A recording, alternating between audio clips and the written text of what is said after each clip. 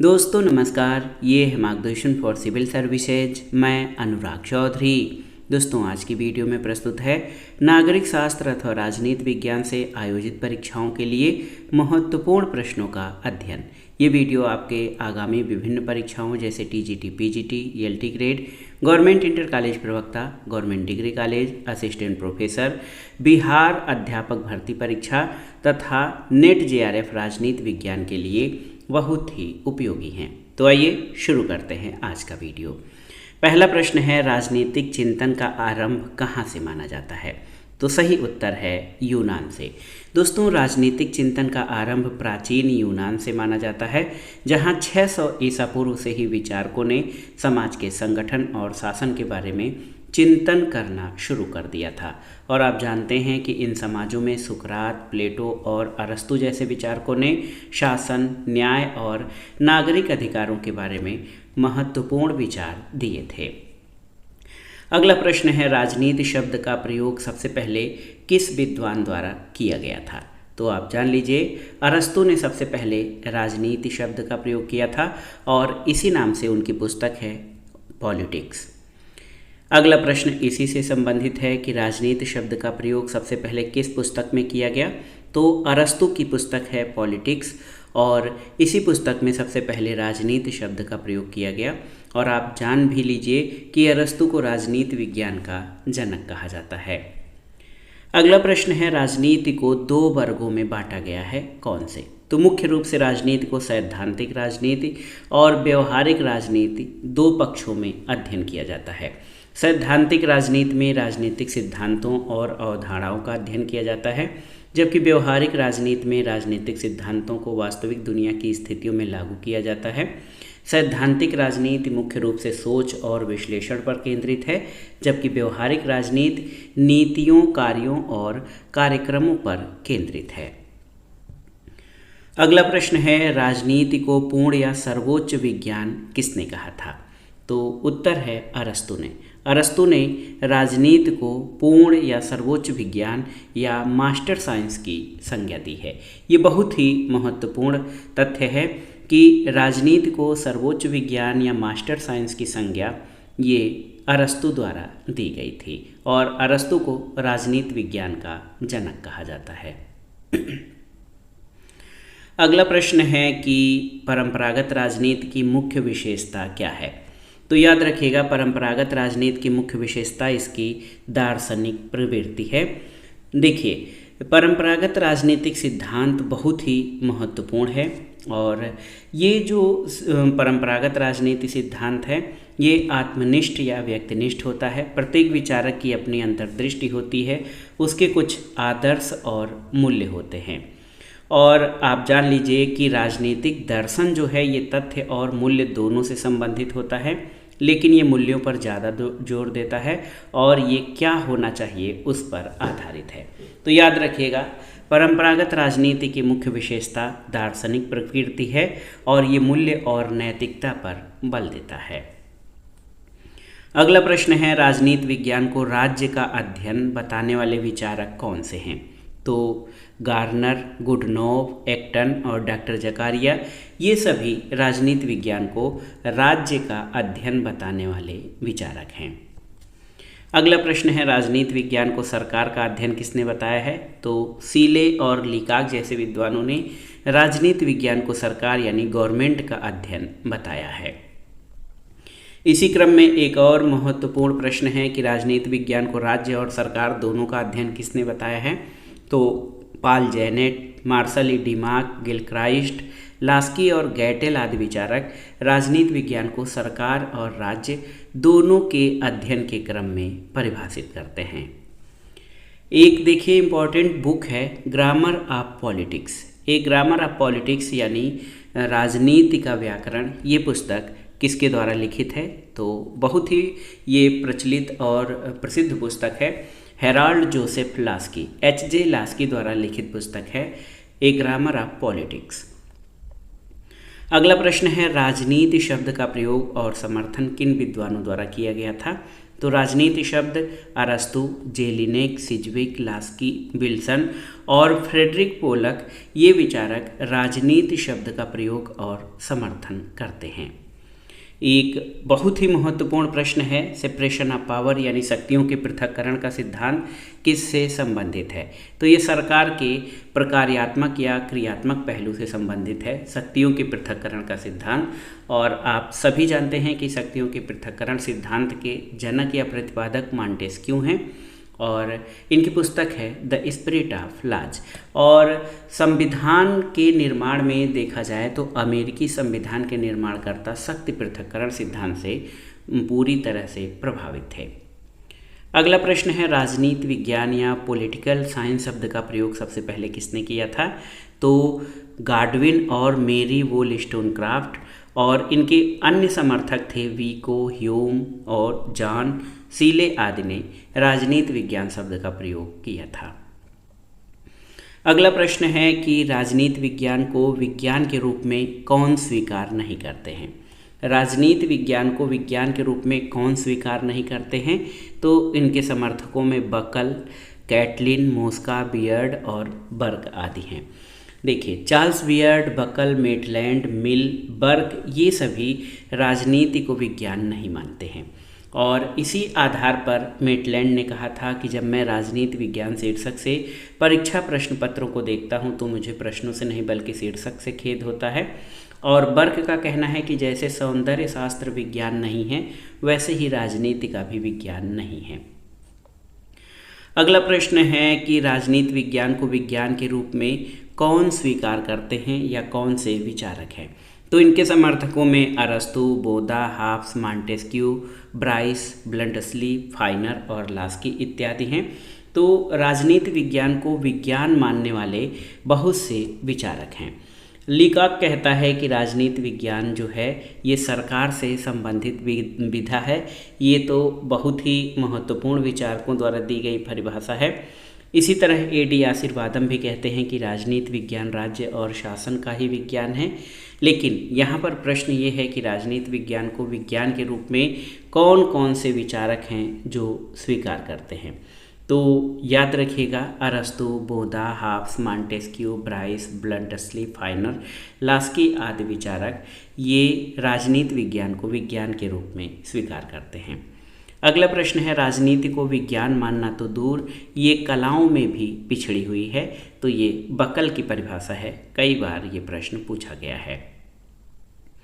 अगला प्रश्न है, देखिए, राजनीति के आधुनिक दृष्टिकोण के प्रवर्तक विचारक कौन हैं? तो इसमें आप देख सकते हैं कैटलिन, मैक्स वेबर, लासवेल ये सभी राजनीति विज्ञान के आधुनिक दृष्टिकोण के प्रवर्तक विचारकों में शामिल हैं। अगला प्रश्न है, राजनीति विज्ञान के समाजशास्त्रीय दृष्टिकोण या सोशियोलॉजिकल अप्रोच के प्रतिपादक कौन हैं? तो ये हैं मैक्स वेबर। मैक्स वेबर ने सबसे महत्वपूर्ण कार्य सत्ता और नौकरशाही पर किया है। एक और महत्वपूर्ण प्रश्न है कि राजनीति विज्ञान के दार्शनिक दृष्टिकोण के प्रतिपादक कौन हैं? तो ये हैं लियो स्ट्रॉस। याद रखिएगा, लियो स्ट्रॉस राजनीति विज्ञान के दार्शनिक दृष्टिकोण के प्रतिपादक हैं। अगला प्रश्न एक बुक है कि न्यू एस्पेक्ट्स ऑफ पॉलिटिक्स, ये किसकी रचना है? तो चार्ल्स ई मेरियम की रचना है, the new aspects of politics. इसी तरह एक और महत्वपूर्ण पुस्तक है politics, who gets what, when and how, किसकी रचना है? तो आप जानते भी होंगे, ये हेराल्ड लासवेल की है। Politics, who gets what, when and how, Harold Lasswell की कृति है। व्यवहारवादी राजनीति विज्ञान के जनक कौन हैं? तो चार्ल्स मेरियम और आर्थर बेंटले ये व्यवहारवादी राजनीति विज्ञान के प्रारंभकर्ताओं में शामिल हैं। राजनीति शास्त्र शक्ति का अध्ययन है, इस दृष्टिकोण के प्रमुख प्रवर्तक कौन हैं?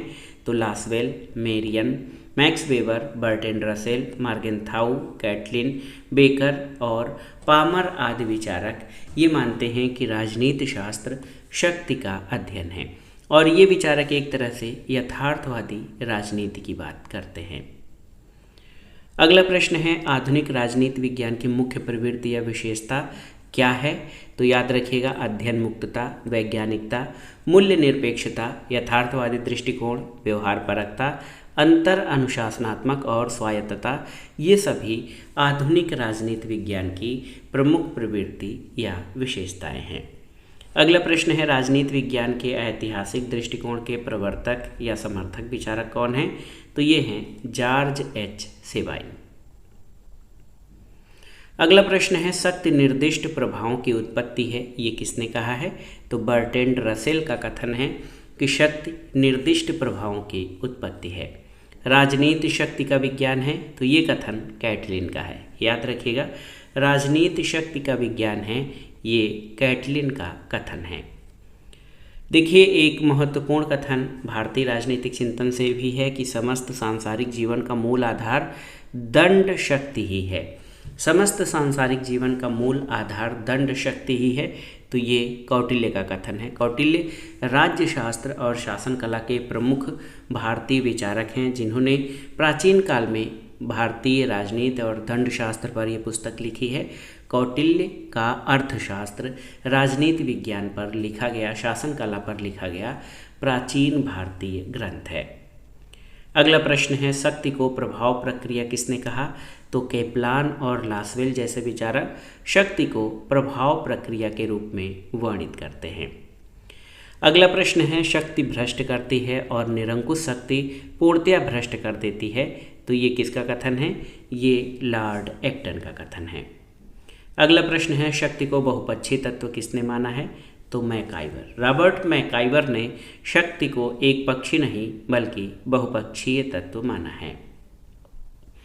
अगला प्रश्न है, मैक्स वेबर ने औचित्यपूर्ण शक्ति, जिसको सत्ता कहा जाता है, उसके कितने प्रकार बताए हैं? तो मैक्स वेबर जब औचित्यपूर्ण शक्ति या सत्ता, अथॉरिटी के बारे में बात करते हैं, तो उन्होंने इसके 3 प्रकार बताए हैं: कानूनी सत्ता, परंपरागत सत्ता और कैरिस्मेटिक यानी करिश्माई सत्ता। अगला प्रश्न है, पावर एंड सोसाइटी पुस्तक किसके द्वारा रचित है? तो लासवेल और मर्टन कैप्लान के द्वारा पावर एंड सोसाइटी पुस्तक की रचना की गई है। अगला प्रश्न है, किस शासन व्यवस्था में वैधता का महत्व सर्वाधिक होता है? तो लोकतंत्र में। आप जानते हैं, लोकतंत्र जनता का, जनता द्वारा जनता के लिए शासन है। जनता अपने चुने हुए प्रतिनिधियों के माध्यम से शासन कार्य करती है और इसमें वैधता का महत्व सर्वाधिक होता है। अगला प्रश्न है, बल, दमन और आतंक का प्रयोग करने पर सत्ता क्या खो देती है?